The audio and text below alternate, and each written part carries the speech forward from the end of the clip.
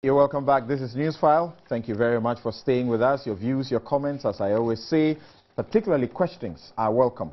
1422, that's the text line, 1422. You can also send them to 1760. Or post your comments on our Facebook wall. We'll share them with the rest of the world. Send them directly to me by email to newsfile@myjoyonline.com.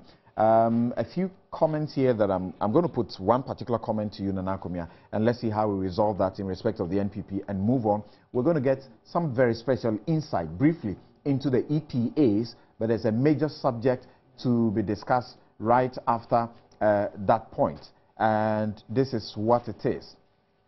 They have had at various times been responsible for supplying 65% to as much as 98% of petroleum products in Ghana. If they, in the last 3 years, were responsible for 98% of the critical commodity, what explanations does government have for ditching them, literally, for reportedly inexperienced Nigerian TSL company to take over the main operations of Bost? And this is being done at a time the president is preaching support for indigenous business and local solutions to grow the economy. That's the biggest question we'll find answers to right after the bit about the EPA. Now, Nana, there's someone I suspect is a member of the NPP and is asking the question. He says that they need further clarification. Does a co-opted member of the NPP NEC who can't vote at ordinary executive meetings be allowed to vote at such a higher decision-making conference? How do you explain that? It's just like making a co-opted board member voting at an AGM of an organization. Clarify for us. You are talking about Nana, for example. He belongs to various other groups, so he can find himself there and vote. Mm-hmm. What happens to Dr. Baumia? Dr. Baumia... Which of the other groups does he belong to? Dr. Baumia, by the Constitution, does not seem to fall in any of the groups. Right. He falls into the category of past running mate. And there is no category for even a past flag bearer. Right. So you don't have a category for past running mate. What you have is past president, past general secretary, past chairman. You don't have past flag bearer, you don't have past running mate. So what do you know? Dr. Baumia would seem not to fall into any of the categories. What about future running mate? Sorry? Future But the co-opted members and the National Council, if you cannot vote at the National Council, I suspect that logically you will not be able to vote. If you are a co-opted member, you will not be able to vote at the National Congress. I believe that should be the position. Okay. So Samson Baumia simply has no voting right, except if he's coming as a member of his constituency. That is possible. Right. Yeah. If his primary constituency, I believe, Wale Naleru area, it should be, that area. Well, even the capacity as running mate, he has no legal status of a voting right. I would want some information from that's from Akomia, obviously. What happened 2010 at their delegates conference? You see, what happened? I want the precedent. The numbers of the co-opted members are maybe 5. So it really shouldn't be a big issue. But legally, if they are disqualified, they should not be seen to. Well, it is not stated clearly that they are disqualified. What it says is that they are co-opted members of the National Council. And even at the National Council, they don't have a vote. So they cannot be part of the National Council team to the conference and have a vote there. Okay. So even though it's not stated, what happened? 2010, I don't think it came up. Okay. Are you sure? The issue that came up did Nana was the proxy. Did the Baumia vote 2010? 2010. Obviously Nana voted. Yes. Did he? Yes. You see, like I was saying earlier, Yes, you have to be careful. I don't think you have to be careful so voted. that you don't take this one spoiled granite to stain the whole process. Yeah. And then later on, you have a bigger, issue on your hand, because even this conference, you had difficulty in raising the funds to stage it. Okay. So as for the co-opted members, this is about 5. These are directors of subcommittees set up by the National Executive. Right. Finance, communication, and so they're just about 5 people. Right. So and it wasn't an issue in 2010. Okay. Mr. Idris, I hope you don't make further interventions so that we can move on and deal with today one of the primary issues that we need you to speak to. Subject is the but MPP we have the Congress. whole day for MPP. Okay, we'll come back to the that. The MPP is on the media the whole day. One issue. Right. You see, Article 55 of the 1992 Constitution, I'm strengthening your point, imposes an obligation on all registered political parties in Ghana to have their internal mechanism reflect internal democratic values as a requirement that they should satisfy. Now, if you come to all the political parties in Ghana, and I just wanted to raise this issue, it says that the Constituency Delegates Conference shall nominate persons who shall vote at the National Delegates Congress.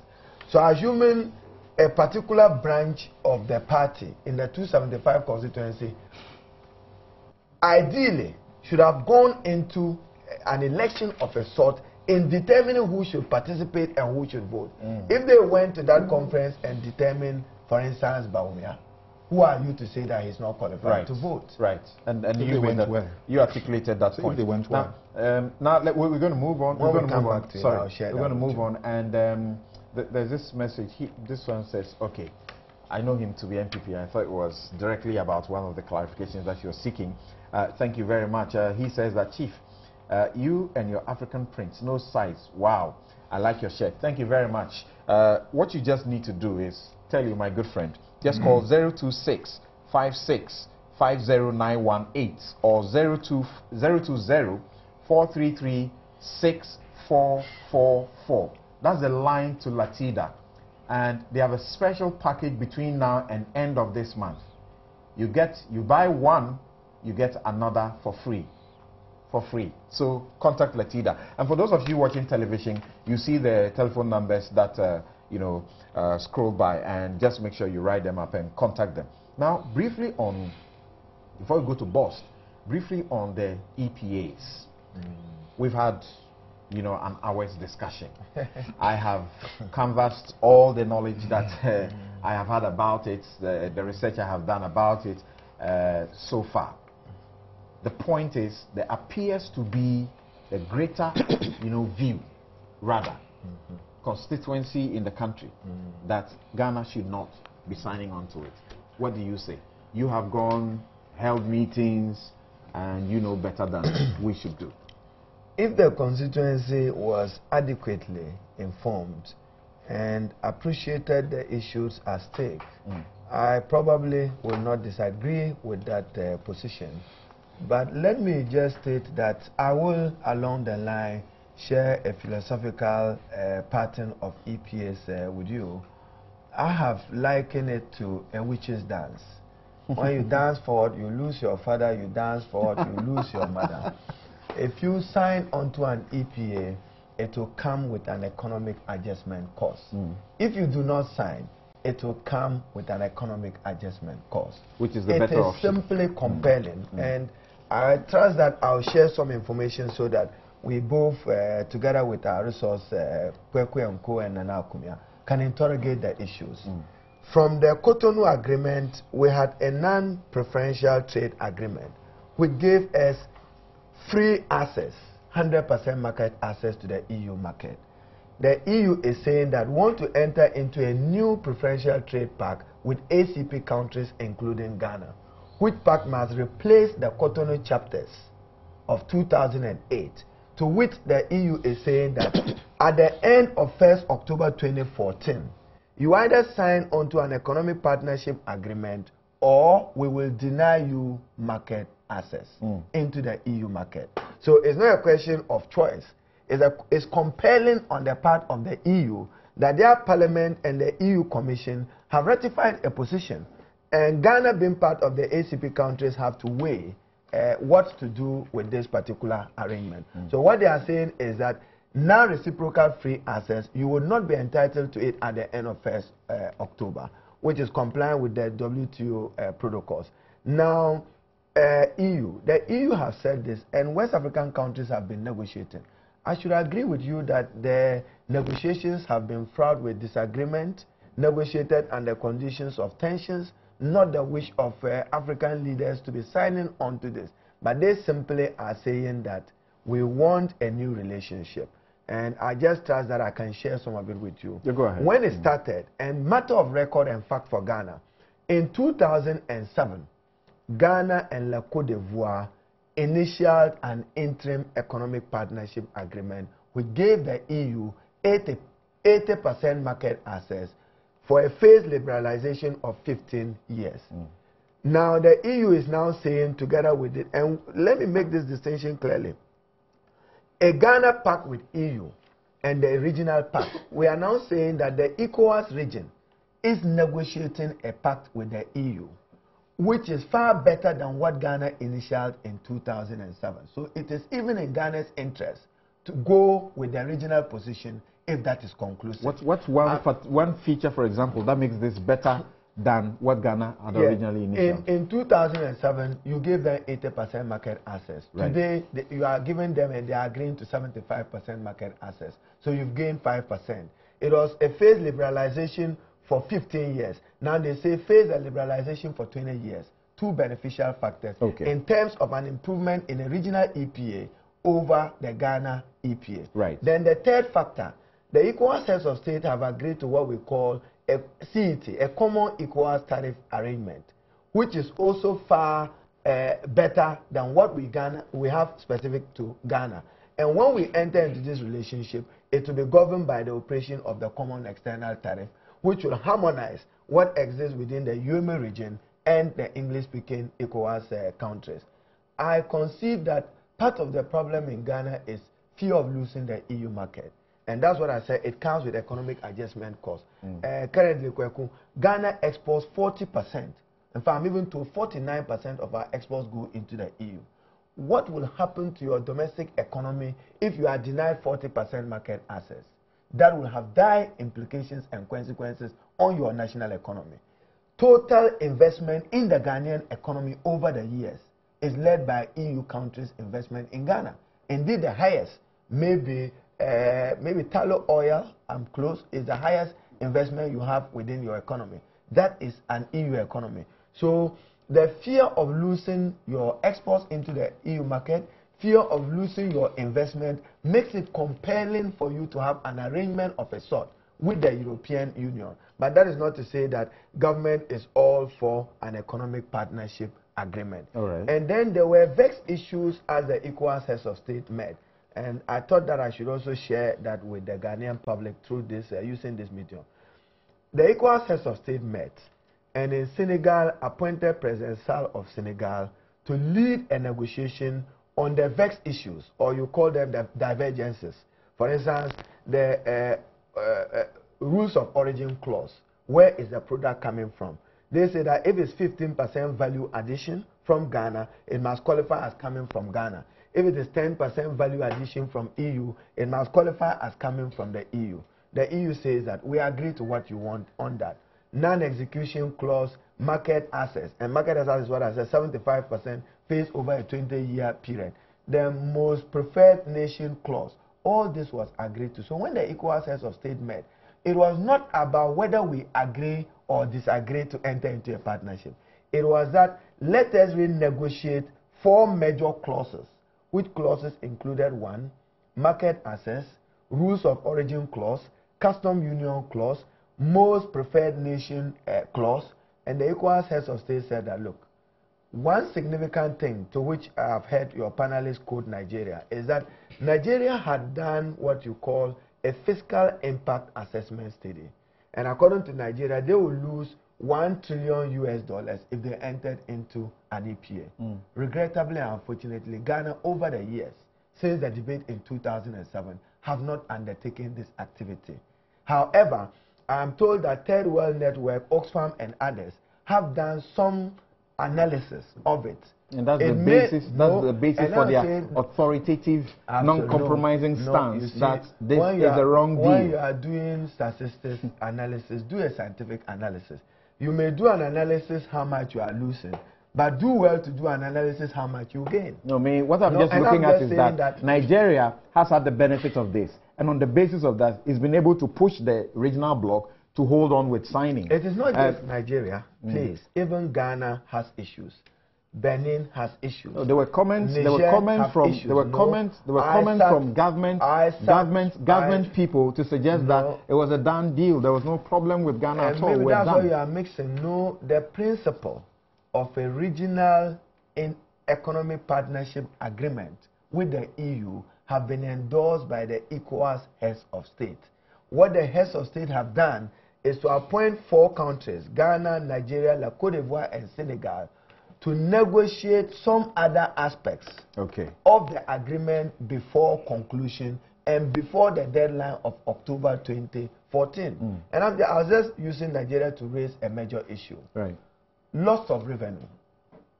If you sign onto an EPA, Ghana, Nigeria, all ECOWAS countries, including Mauritania, will have revenue losses. Embedded in the Economic Partnership Agreement is a proposal by the European Union of a $6.5 billion as development assistance, which in their view may be compensation for revenue losses. The like of Nigeria, including Ghana, is arguing that that is not good enough compensation for the revenues that we'll lose. Our estimation is that we may be losing $15 billion. So if you come with $6.5 billion, that is insufficient. That is woefully inadequate. Those are some of the issues that the 4-nation country will look into with the EU in terms of development assistance. People's ordinary understanding, and for which they kick against this, is informed by some of these aspects. Why am I interested in going into a pact with someone and I'm going to make some losses and he's now going to help me to take care of the losses I'm going to make?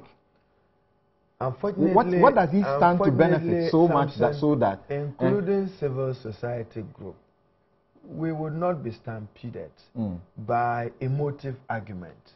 This is a relationship where the other party is telling you that I have given you 100% market access all these years. I'm asking for a reciprocal opening of your market. Granted, or I close mine. Granted, or I close mine. Very simple. I'm saying that I won't give you the door again. I'm not sure you want to go through the window. So it is a preferential trade agreement that the EU is saying that it will prefer to have with ECOWAS countries. And let me cautiously have we done any assessment to tell what the impact will be? And I'm saying that since and the benefits and the cost-benefit analysis of the light industries that are already dying out in this country, and we're trying to build them. What it will mean when we bring them in. You have a challenge as a country to wake up that I concede, to build your competitiveness, to build the capacity of your private sector and your industry, to equally take advantage of the open doors into the EU market by increasing your exports. We've launched a national export strategy which is seeking to up our exports from 2.3 billion to 5 billion. Take advantage of it and enter. 2, diversify the direction of your exports, which we will do as government. But you don't achieve that in a day. I mean, today, everybody say go to China. You just don't walk into Chinese market. You must meet their minimum standards. You must have acceptability within China. That you cannot achieve within a year. Will you want to take a risk to lose 49% of your export volume? I'm not sure that if I were to give advice, I would give advice on the basis that don't go into this relationship of a sort. And then Nigeria and Cote d'Ivoire, and we need to be very careful as a country. I need you to be wrapping up on this. I'm wrapping up on this. You see, Ghana and La Cote d'Ivoire, very similar in terms of our exports regime. Cocoa, they are lead. Ghana is second. If the EU closes its market, and I recall that Kweku in some debate even asked for clarity from me on this subject, processed cocoa cannot enter the EU market, not necessarily your beans. So there are other companies here like Cargill, which may be forced to close down because that will also lead to loss of jobs. It will affect your GDP and economic growth and other issues. So it's a double-edged sword. I see. Nobody is pleasantly walking and saying that EU come and we sign an agreement with you. I'm just saying that we should be watching more the body language of La Côte d'Ivoire and not Nigeria. Right. They have their oil resources, which is to their advantage. If Ghana fails to sign, and I just want to put this out, Ivory Coast have gone beyond initialing into signing. Right. What they are left with is ratifying. If they do, then it means you can direct any other exports, including Ghanaian company, maybe to La Côte d'Ivoire, save that they may not satisfy rules of origin requirement. Right. But many of your companies may change and go and side there and take advantage. So I think that Ghana and La Côte d'Ivoire must lead this process. Thankfully, we have the president of Ghana now chairing ECOWAS, and he will provide the needed leadership in driving this process forward. So it is not as if Ghana has just woke up and said that we are signing onto an EPA. Okay. It's a requirement and request of the other briefly, party. we have gone over this issue, and there are aspects that he, for example, statements he makes about being sort of in a tight and difficult situation. I remember how you described that. Now, he says probably it is because people do not have sufficient understanding. For example, the Third World Network and the coalition says that you were supposed and expected and mandated to organize fora. You didn't do it. So who do you blame? Well. We cannot continue allocating blame. Right. We need solutions. Right. And this is a tightrope, really. We are walking a tightrope. It's easy for those who are not in government or managing the statecraft to agitate, to argue. It's very easy. Now, if you are in the saddle and you are the one who must manage the process, you find yourself confronted with a huge dilemma. Right. And I think that's the situation in which we find ourselves in. The drift that I get from my brother is that we are committed in principle in engaging in this process. That's we have since 2007. Yes, right? So that we're aggregating that commitment. So maybe the earlier we begin a certain constructive engagement here to create a critical mass of commitment, the better. Right. Because it looks as if the options are very limited. Right. And you see, there's so much ideological and emotional, nationalistic sentiments driving some part of the debate. So it's not going to be an easy thing for government. Let me be honest with you. Right. Come such periods, you enjoy being in opposition where you can agitate. Nana, briefly on this subject, from what the minister is saying, he has a better insight. Do you begin to feel, I don't know where you stood earlier, but are you beginning to feel, and I know your position, ECOWAS, you say it's such a useless body, but are you beginning to feel that probably, you know, it's not as bad as we thought?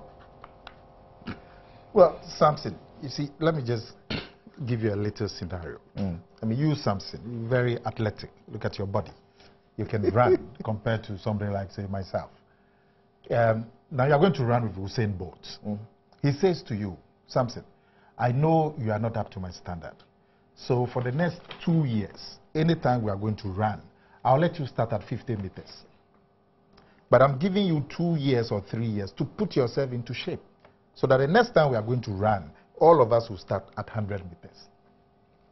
And then all the time that has been given to you, you are not able to put yourself into shape.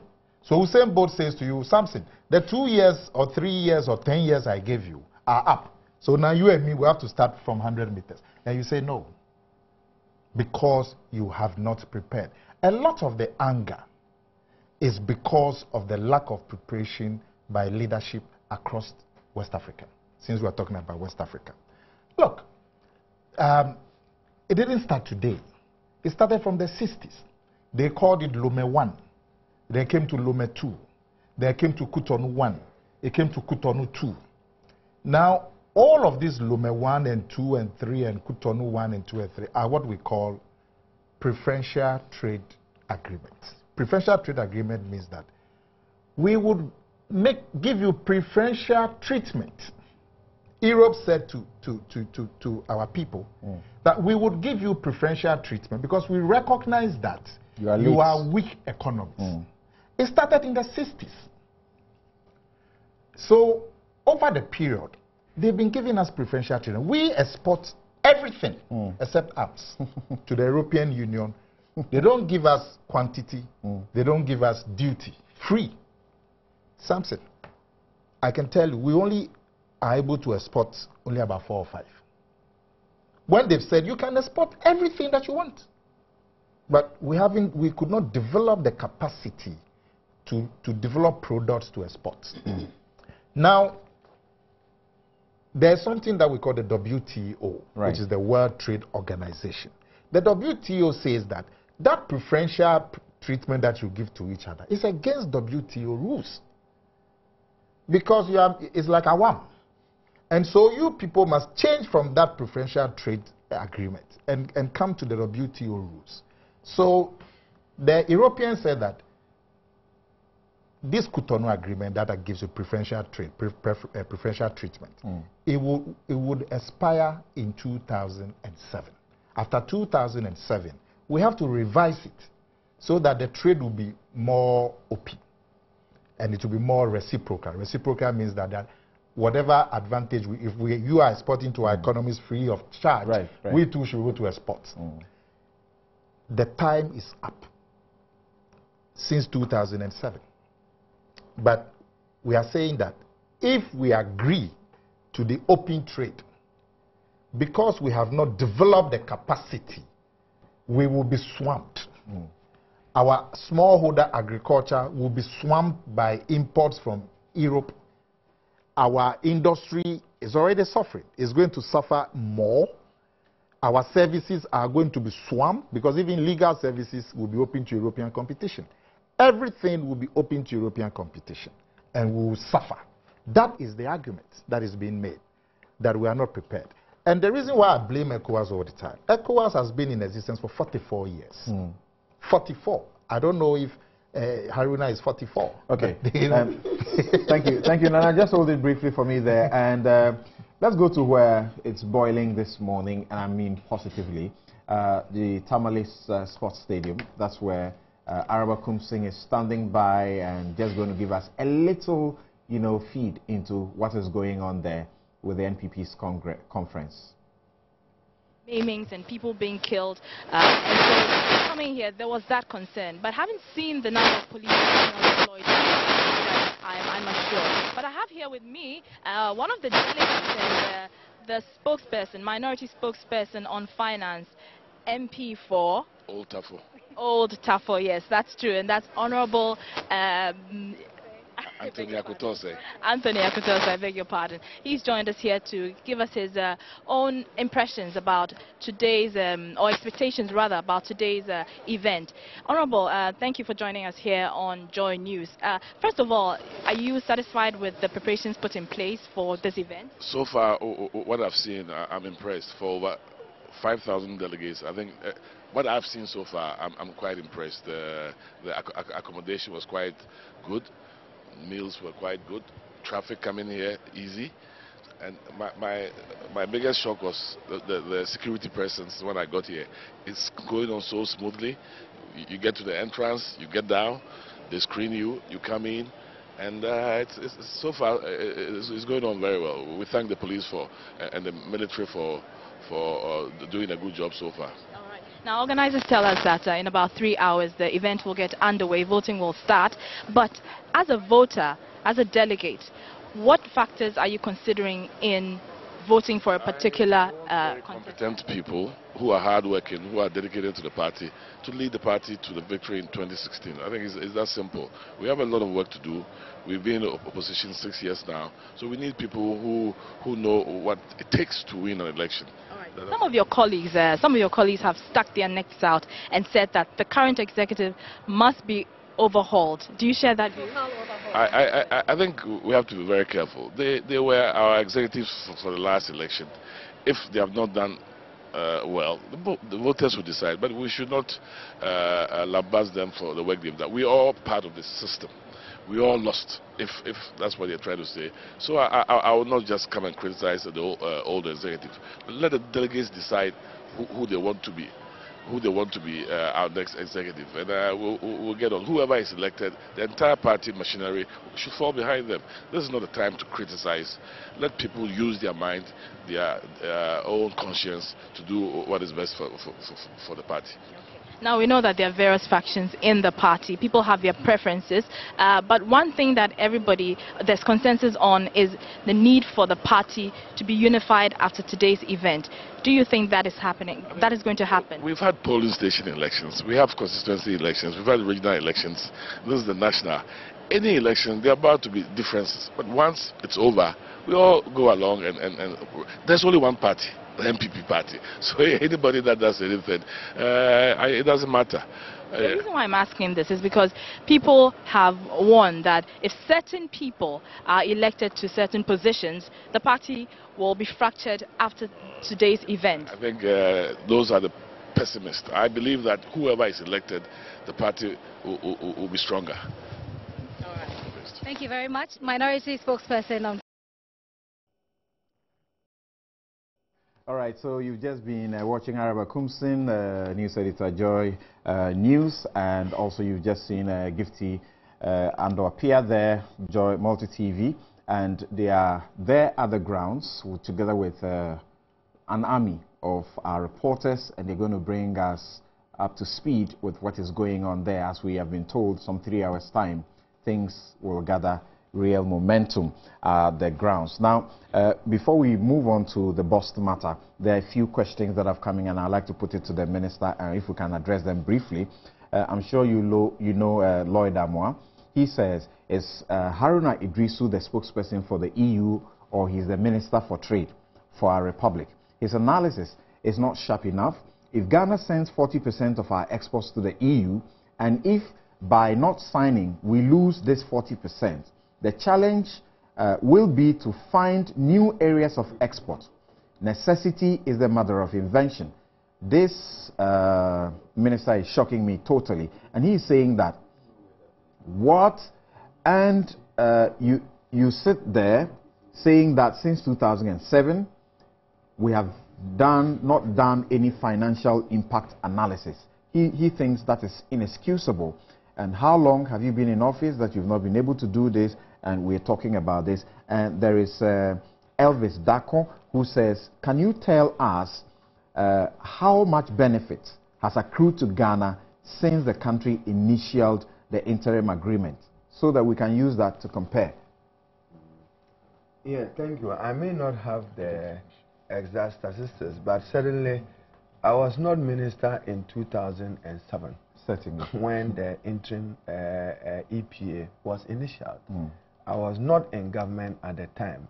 But that is not to suggest that government did not engage. Because I remember that in a number of budget statements, these things were presented as part of government. But you are admitting that since you became minister, you've not updated your mind to the need for a financial impact analysis. We have not conducted it. That is not to say that we have not engaged. My predecessor minister, and now Minister for Foreign Affairs, engaged. In fact, even last year, the Economic Justice Network had a forum at TUC. That is part of the engagement at their request. But it is, and then saying that Haruna is speaking for the EU. I have a duty to share with the Ghanaian public matters of fact. And the EU on this side is saying that deadline 2014. It is not Haruna Idrisu who is suggesting that. Now, I should also even add that there is a moratorium between 2015 and 2019. So even if you sign onto an EPA, you have 5 years preparatory period. Okay. We will take a decision which is in our best national interest. We will have a national forum. The Constitution imposes that obligation on you. It ought to be in the best national interest. Yeah, it was supposed to be a brief. And then he says new market. I didn't borrow the words from him when I said that we should be seeking to diversify the direction of our exports. Okay. That's a new market. I even gave you the example of China. But you cannot achieve that in a month or even in a year. Okay. Akumia, sorry, but I cut you. Can you just finish up on your point? Well, now, like Weku said, we are faced with the issue. We've sat back, slept on our jobs, and now we've been faced with a reality. If we allow the Europeans 75% access to our market, a lot of our market economic operations will be swamped. Totally. From agriculture to industry through services. I think we should come together because it doesn't even seem like we are together. Even in West Africa, Nigeria is standing here, Ghana is standing here, Cote d'Ivoire is standing there. He has explained to you that the difference is not about not signing. I'm coming to it. Yeah. Say first have a united front, because you are dealing with the European nations from a weak position. They are together. How many countries there? About 20 countries. And then you are standing there as Ghana, Nigeria, Cote d'Ivoire. They will play you a small fry. So first we should try and get to a common position. We should beg them, if it comes to it, that a 75 market access, maybe they should start with 30. And we should take a lesson from this and build up our capacity. No, you're not being realistic. 30. Even in 2007, you're not going to get that. You gave them 80% as a government. No. 2000. No, but you know you're not going to get 30. Do they have 80% today? They don't have anything. We're still negotiating. In Ghana, interim EPA was 80%. Then, okay. I don't want it to be... Gentlemen, okay. Do they have 80% today? Interim EPA, which govern our relationship since 2008. But you know nothing has been signed. Can give them 80% market access. It is not true.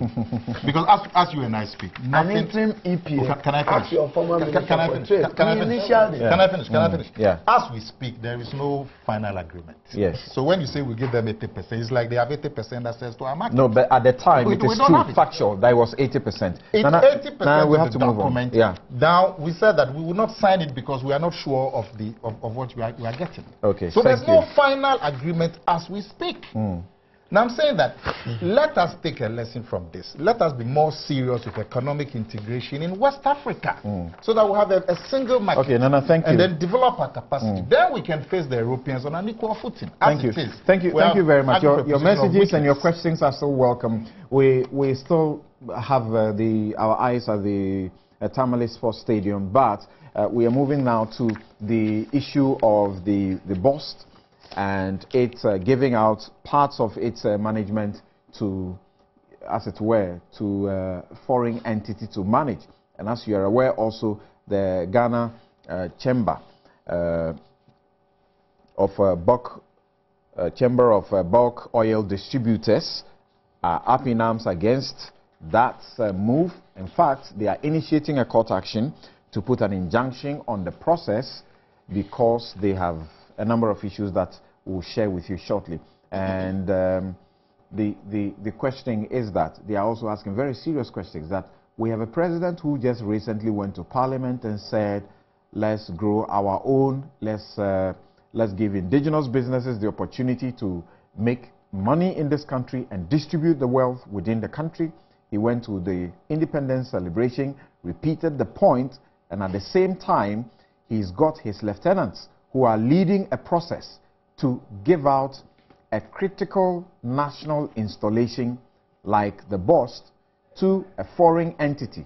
The problem again is that this foreign Nigerian entity, TSL, doesn't have the capacity that they have. Each individual distributors, or what you call the OLCs in the country, when you take them separately, can equal them, and they are ready to put together a consortium and take on that job. So what is going on? We'll be talking to the chief executive of the Chamber of Bulk Oil Distributors shortly, Senya Hosi. But I'd like to start with Abdul Malik. I'm sure that you have followed their arguments so far. Yes, I have. Yeah. Indeed, my boys published 2 stories in our last Monday's edition. One was based on what the bulk oil distributors were saying, and then there was a reaction from the Bost management as well. Right. Quite interesting perspectives that were brought to bear based on those 2 stories. Right. I think it's clear that, can I call them BDCs for short, that's the bulk oil distributors companies. Right. In principle, if you read their statement, I have a copy of a statement dated 20th March 2014 here. It's addressed to the Minister of Energy and Petroleum and the board chairman of the bulk oil storage. I think what you have is a petition. Yes, it's the petition. Yeah. You know, petition, that's right. outsourcing of the management of Bost storage facilities. The very first paragraph indicates that they are in principle for the outsourcing of the management of its tank farm and wish to applaud the initiative by the board and management. Right. So in context, in terms of principle, they are not against the idea of outsourcing the management. Right. But I think their problem is that it should have gone with the principle or the policy of local content in consonance with that policy. They are not too happy that it's gone to a foreign entity. And then it appears they are suggesting that it wasn't a competitive tendering, that is, it was sole sourcing. Even though the management of Bost are denying that.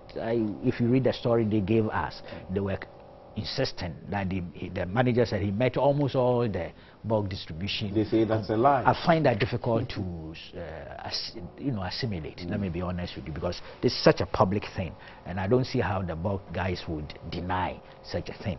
So it is obvious, and they are pointing out the president's latest emphasis on buy made in Ghana goods, go made in Ghana services, and the need for local content. They have a very powerful, convincing, almost very convincing argument. Position, yeah. Yes, to be honest with you, instinctively, I am impressed by their submission and would want another look to be taken. Even though the management of Bost are saying this is a pilot project, is for 12 months, and they make a certain case that the company, the Bost, is riddled with debts, and that this is one of the strategies to redeem Bost of its debts. But our boys, that's our locals, are saying we are capable, we have the capacity, and they give evidence of the investment they have made in the infrastructure and all this, and that these things were encouraged by the state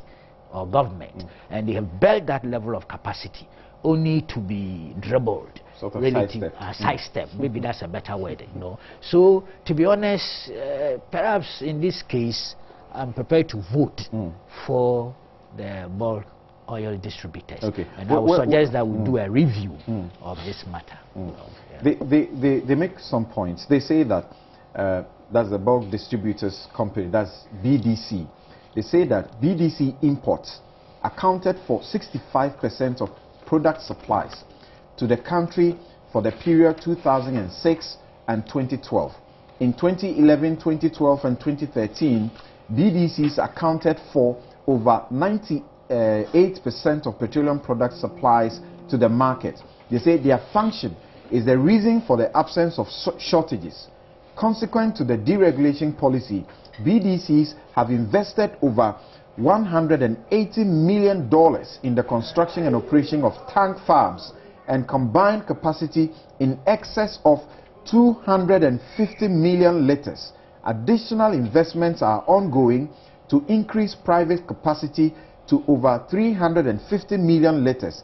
BDCs, all mainly Ghanaian-owned companies, have a proven capacity and competence in managing such facilities and have proven ability to run a sector hitherto controlled by foreign companies. Now, just a bit of what their position is in perspective. They say that they believe in the need to turn around Bost and are not opposed to the intent to outsource the management of the terminals. They are Ghanaians and have been made to invest in competence and experience in managing terminals professionally. They have earned the right to be given priority consideration in utilizing the opportunity to turn around Bost and facilitate their trade locally and in the Sahelian markets. They raise various other issues. I was coming to Arena. Yes, quickly.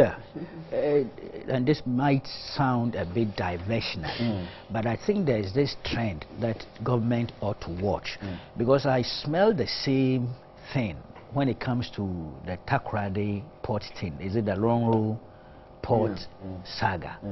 There's also the same thing that GPHA appears to be being sidelined. $250 million US that we've invested for the expansion of Takoradi Port. If we are not careful, we'll finish and virtually hand over that facility to Longhorn to manage and you know, supervise. And there's a little problem that we got to be very careful. We must match our words with action. We want local content. I am not one of those who's from ideological position will say that get all foreign entities out. It's not possible. It's not even realistic. So I think that we have to be very careful with how we are going about some of these things. The same thing may be happening on the Takoradi port thing. Is it at Twabo, Freeport? Yeah. Right. The oil and gas. Yes. So, and again, they say this particular TLC company operates 3 terminals in Nigeria with combined capacity of 55 million liters. This is in no way comparable to the proven capacity of indigenous Ghanaian companies, which amount to over 250 million liters.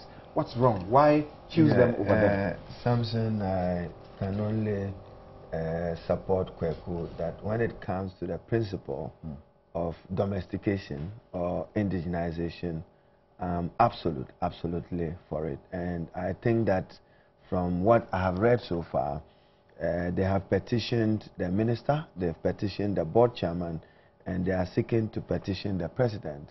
The assurance I can give is that government will review those petitions and will engage all the stakeholders, including the BDCs, in order to resolve this matter. I also do agree with them. They are only bringing to our attention the petition that was put in long ago, which has not been responded to. It doesn't matter. I sit in government.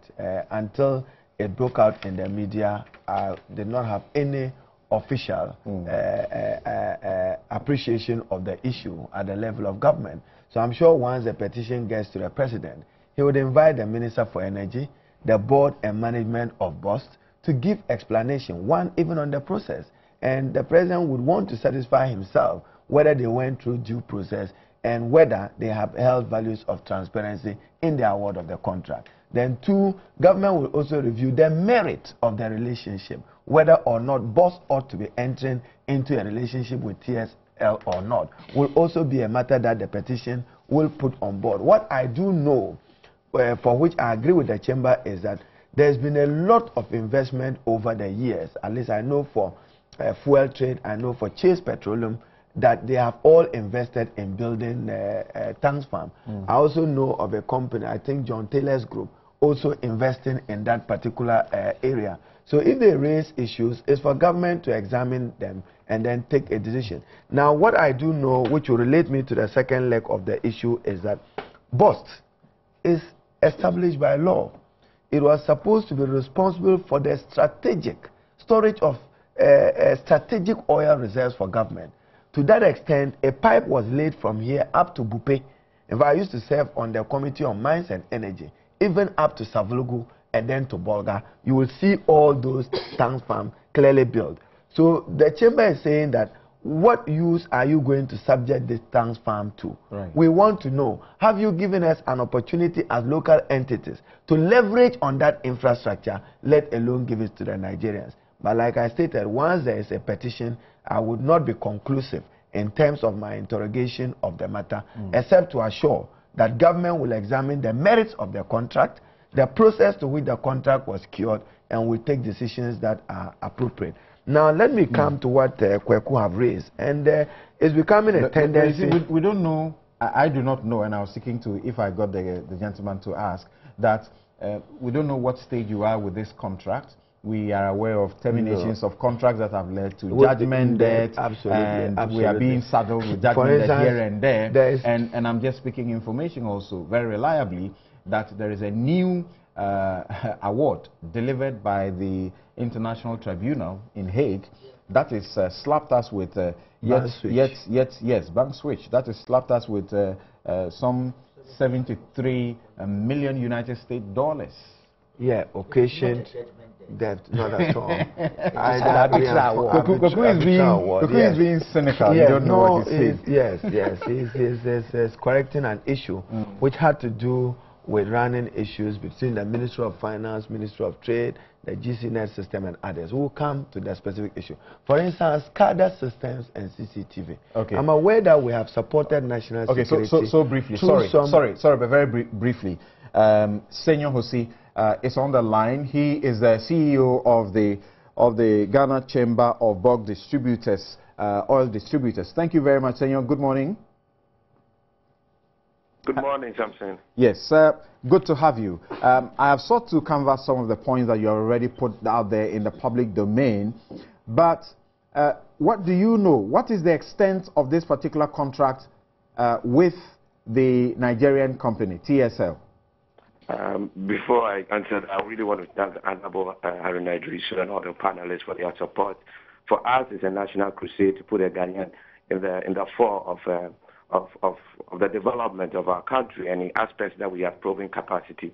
So I'm really pleased that this subject is not being politicized whatsoever. So really big thanks to your entire panelists there. As far as we know, it was also confirmed yesterday that this contract has been signed. It's just that I think our case is out there. It's very obvious. We think that we believe we have capacity. We've proven the capacity. We also think that the contract that was engaging is possibly illegal, and to which we filed a suit in court because TSL is not licensed by the National Petroleum Authority. Have you filed, or you are yet to file? Because we knew we got the information that you have instructed your lawyers to do so.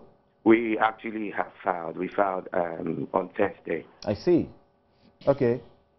But we've commenced engagements with government again, and we hope that with the support of our Honorable Haruna Idrisu and others who seem sympathetic to our case, we trust we should be able to resolve this amicably amongst us. It's not a subject we really want to prosecute in court, in all honesty, but it's an option that we have to call on because our consent seems not to be addressed whatsoever.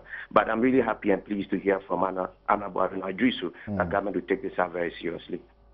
All right. Now, you have already taken almost all the steps. You have done petitions, you have gone to the press, and now you are in court and you are getting assurances that your issue will be looked into.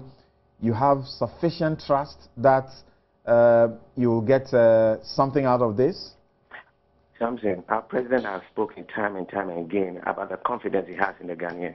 So if we are proving it, why not invest in it some more? We need to build local champions. The only way we can build local champions is help them grow. If you have a company like TSL with 55 million liters, can manage a facility 420 million liters. Tomorrow, what's on ECV? 475 million liters. Then those who have 80 million liters here will still hold 80 million, and these are indigenous Ghanaians. We go out there in another country wanting to compete, TSL will look better than the Ghanaian. Who promoted TSL? Us. It's disappointing when we try to promote the CVs and then prosecute the interests of other foreign companies at the expense of our own people who have proven capacity while using the taxpayers' money. I think we should believe in ourselves as a people. We need to believe in ourselves as a people because we what do you say? What do you say to the church that you are not being truthful when you say that you were not consulted prior to this? Because we are told that the opportunities were offered you before eventually TSL was selected. I think yesterday at the meeting with Bost and also the minister, it was obvious that we were not brought to that table to partake in it. You know, we got to know it was done. And as to whether they invited Ghanaian companies who don't have capacity or not, we don't really know. But I think this is being resolved. But that is not really the case on our side. None of our members were invited or brought to the table to partake in it. And like I said, we are willing to come together in a consortium for us to run this together. Let everybody within the BDC fraternity have the opportunity to partake in this investment opportunity and facilitate their trade activities. Hopefully, we should build giants out of this. And I just want to remind you guys, look at the major industries we have in Ghana.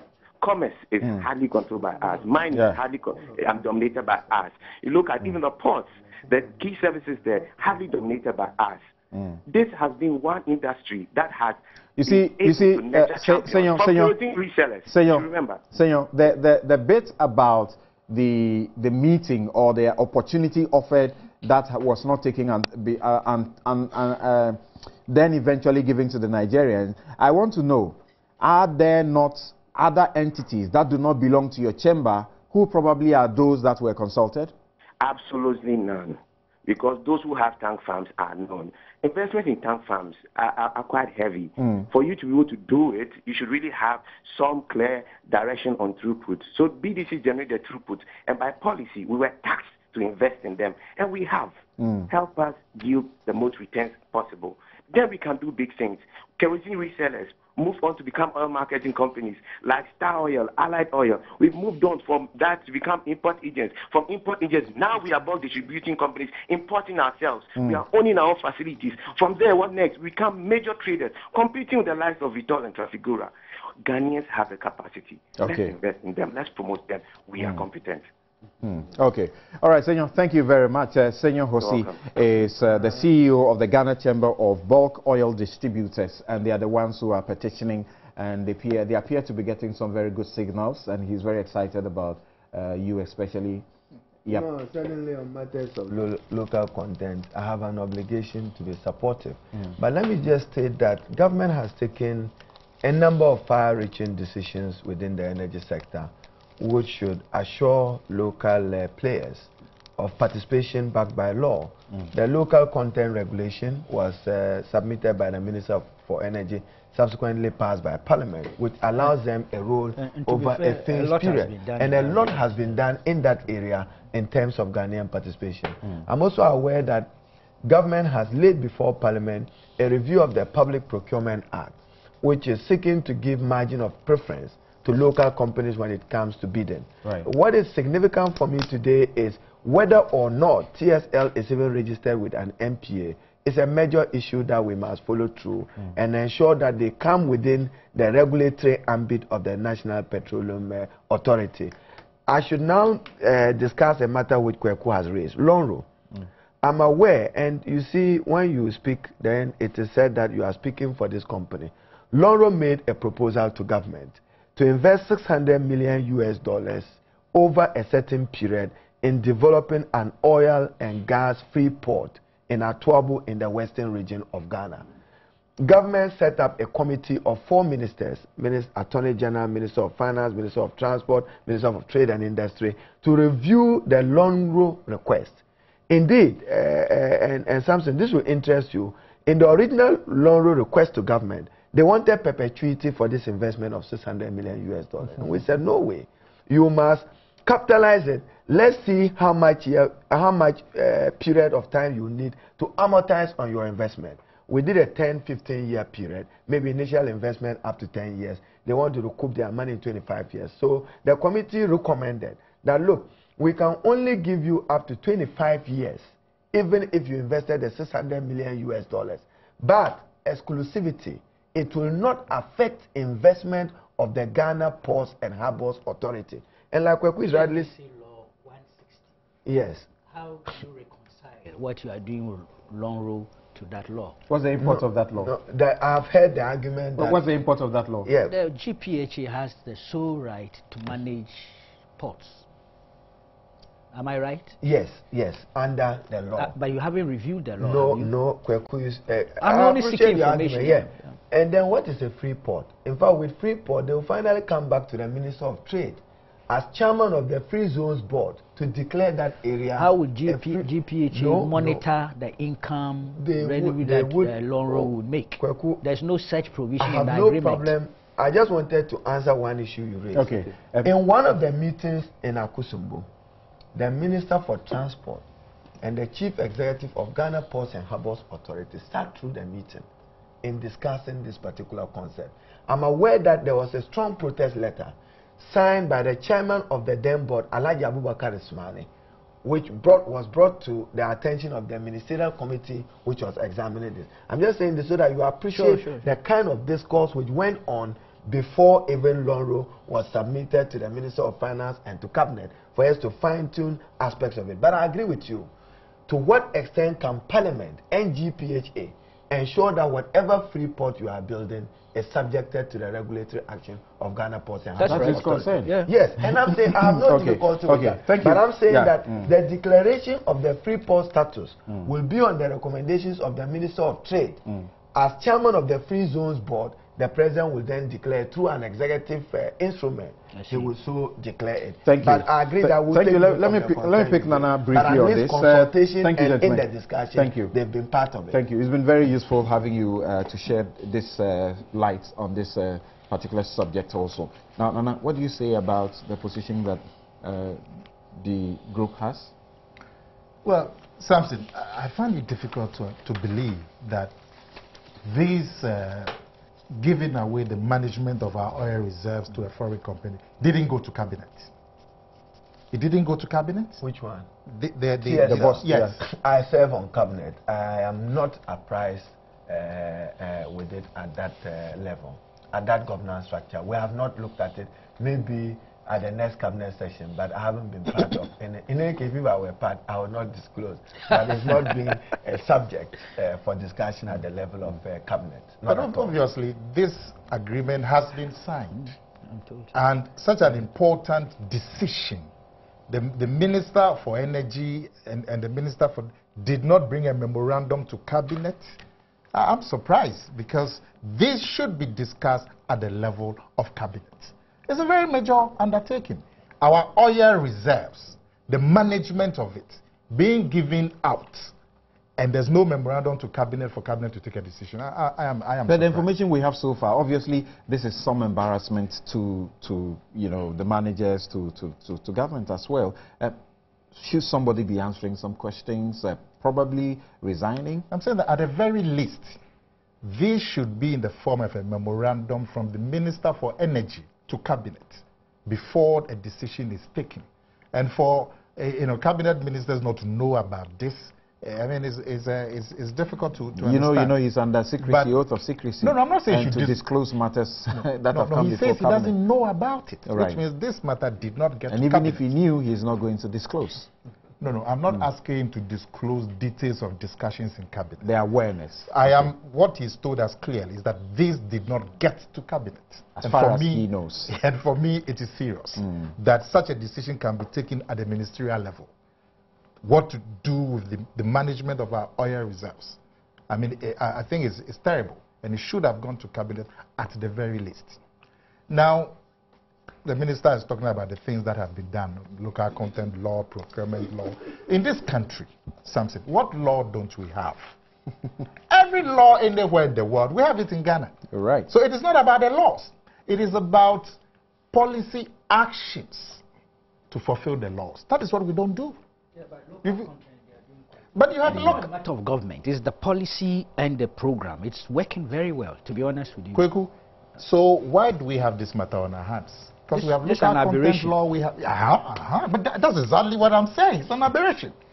Where there is no capacity, like the upstream, you can understand. Where maybe there's no financial capacity, technical capacity, you can understand. But where there is capacity, and if you look at the write-up that the BDCs have, they have demonstrated capacity exceeding that of the foreign company. I see. And this was sole sourcing, so they did not even have the chance to bid. You see, this encapsulates the problems that we have. It encapsulates what we have with EPA and everything else. We don't support our own. EPA sole source, I'm saying that you see, I'm saying that, you see, the thing is not just about your government, because I said ECOWAS has been there for 44 years, and they go and tell you can't do a currency union, you can't do free trade among yourselves, so you remain forever dependent on other people. So that's why I declare ECOWAS useless. Absolutely. Absolutely useless. I still maintain it. What did you say when President Kufuor was elected? No, it's not about Kufuor. It's not about Mahama. I'm saying that He could have done better. Absolutely. Done better, but far it's better. Useless. Absolutely. But what have they done? No, we are saying that you can't say it's useless. Can I go? You can say they are challenged. They have not met their set targets. Okay. But this declaration only today by you marks of a lack of appreciation of the challenge of the regional union. Even the EU today has challenges. Why is the UK not part of? All right, just hold on briefly. Okay, Kofi Adams is the Deputy the General Secretary of the NDC. He joins us with some very special information as far as this deal is concerned. Kofi, good morning and welcome to the show. Good morning, and thank you very much for this. Yes, what is this exclusive information that we are missing that you want to share with us?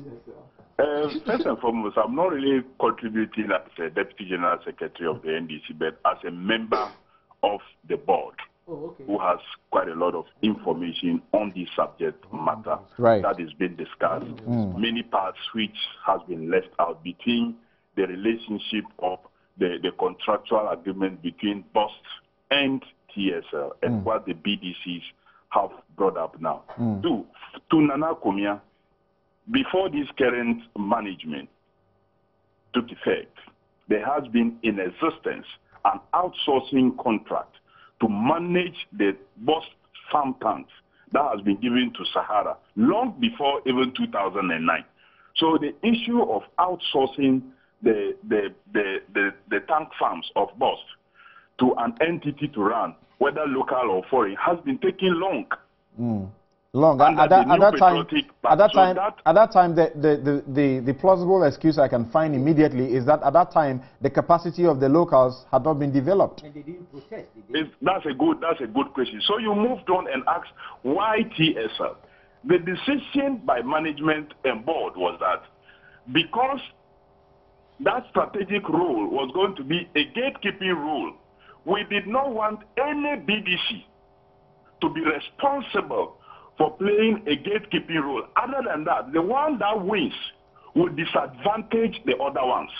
Because Bost has infrastructure spread across the country. We have farm tanks at Mamiwata, Akosombo, the Accra Plains, we have some in Wipe, and we also have Bolga, which has not operated for a very long time and which we want to operate. So is the reason you sole source and didn't consult them at all?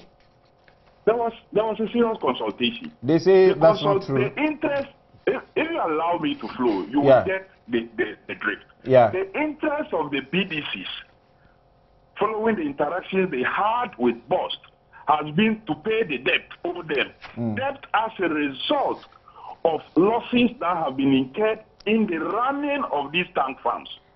The BDCs bring their products, they come to put in the tank farms that belong to Bost. And Bost is supposed to take care of it for them to come and collect it later.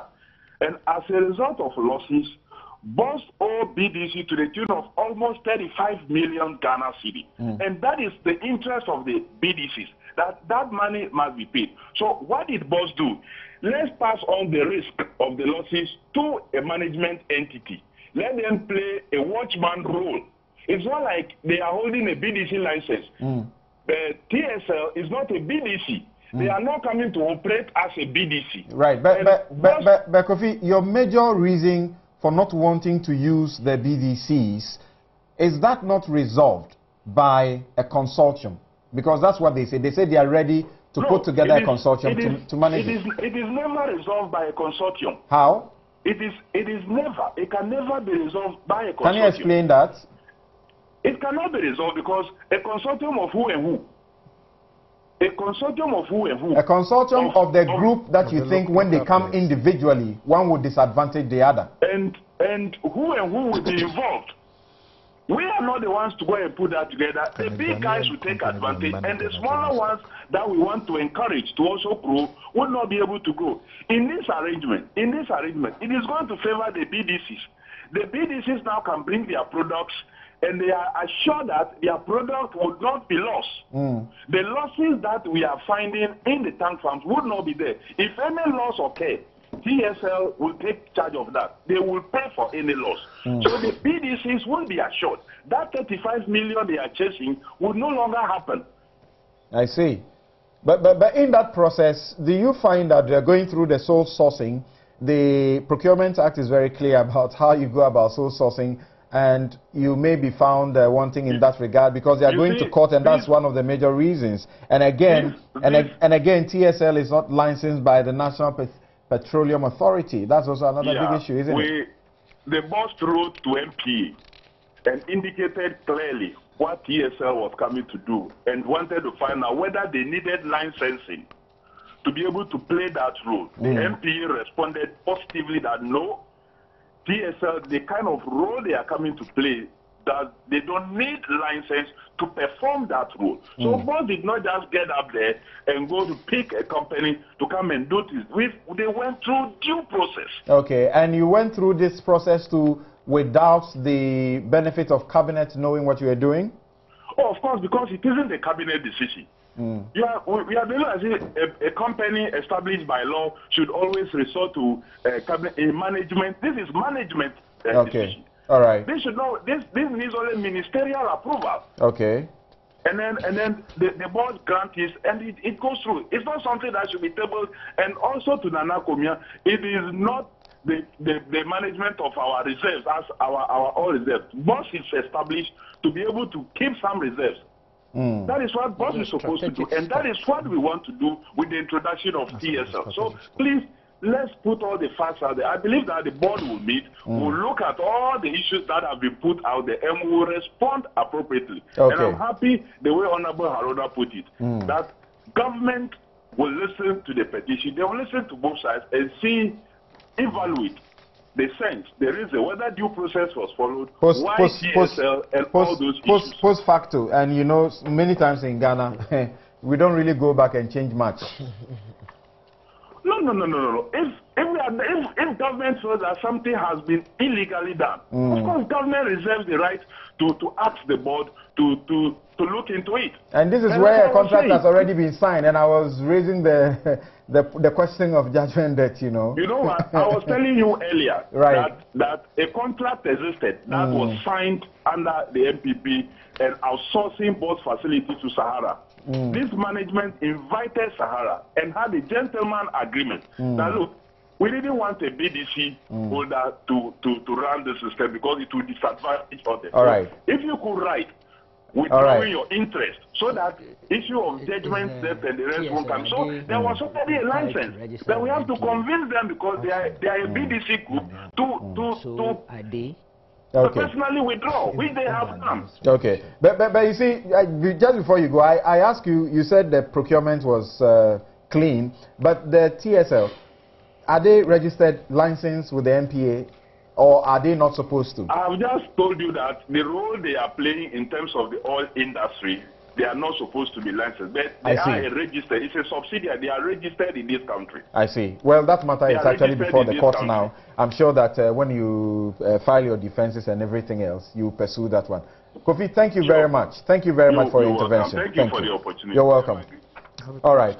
Kofi Adams is a member of the board of the entity, and he's also the Deputy General Secretary. I didn't know as well. But he appears to have sufficient good information that has assisted our discussion so far. I'm only sure I'm taking a break at this point, and then we'll return. Okay, finish in a minute or two. You see, the boss is supposed to manage our strategic oil reserves. So Kofi Adams should not give the impression that it's just some minor operation that we are talking about. Now, something, you see, there are so many instances where we haven't or we do not support our own. And I'm happy the Minister for Trade is here. Look at what is happening to our textile companies. Look at what is happening to our, the fruit juice, where they show clearly that there's dumping, there's under-invoicing. And yet there is no response, whether from customs, whether from government. And they continue to suffer. The same with the testers. You have this task force that was making major impact in reducing the smuggling. And yet they were withdrawn. We said it is Christmas. And the local industry continues to suffer. So we have all the laws. But taking action, implementing the laws is what we lack. And this Bost thing, the local players say they have the capacity. The instinct of government should be, do we have local capacity? It is the job of government to organize or to facilitate the organization of the local capacity so they can perform the tasks that are being given out to foreign companies. That should be the basic aim of government.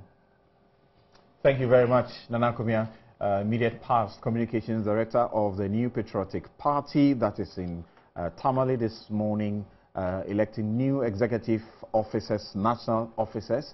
Haruna Idrisu is the trade minister and is an MP, and Abdul Malik Kubako Jr. is editor-in-chief of the New Crusading Guide newspaper. The show is brought to you, as always, by Lipton Tea, inspiration flowing from nature. So you need to join Lipton Tea on the journey of refreshment and vitality. That's the world's favorite hot tea brand, and it gives you the needed level of alertness to start your day.